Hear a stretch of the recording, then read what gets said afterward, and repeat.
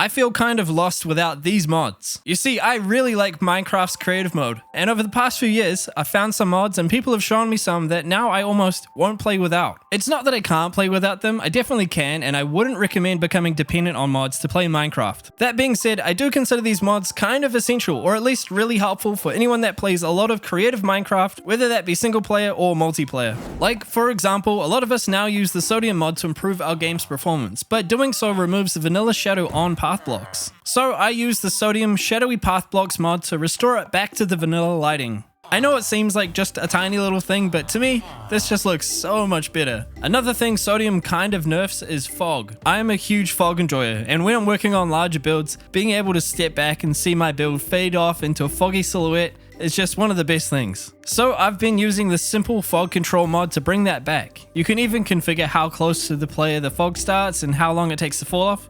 This for me is essential. This is also essential. And I mean that literally, this mod is called Essential. This mod does a whole lot, most commonly used for things like in-game cosmetics and emotes, but it also gives me zoom functionality and has a really cool screenshot tool where I can review the shots in-game and draw on them to add notes and all that kind of cool stuff. If you're more of a visual person like me, you might find this next one very handy. The chat heads mod displays the head of the player who sent the message in the chat, which is great for playing on servers. I personally find this so much easier than reading names. I can instantly identify who is talking in the chat. And as you can see, when I send messages, they pop up with a nice little animation. Not really essential or building related, but I've grown to like the chat animations mod, so that's why the messages look like that. As we all know, Minecraft servers have a capped render distance set by the server owner and is usually something like 10 to 12 chunks to keep the server running nice and smoothly. This is what 12 chunks looks like on my server, and as you can see, or can't see, the other side of this build is out of render distance. In comes a mod called Bobby. This lets you set your own render distance that overrides the server's limit. Of all the mods on this list, if you're trying to build bigger, this is one you definitely want to add to your folder. And as far as render distance goes, no pun intended, consider adding BER. Better Entity Extended Rendering. This will keep your banners, player heads, and other entities loaded beyond what the normal vanilla distance is capped at.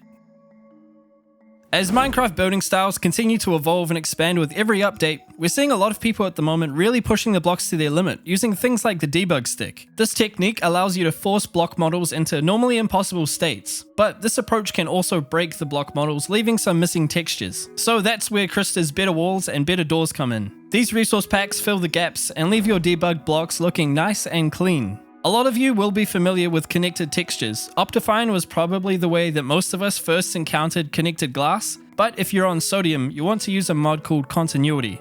This is pretty much just a resource pack that you turn on and boom, now you have connected glass.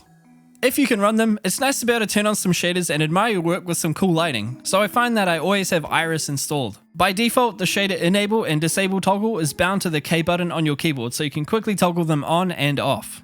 Coming to the end of this list, we have maybe the greatest creative mod ever made, Worlded It. Personally, I think that every Java Minecraft player should learn the basics of this mod, not so you can build crazy things, but because there are so many simple little handy tricks you can do that will save you so much time.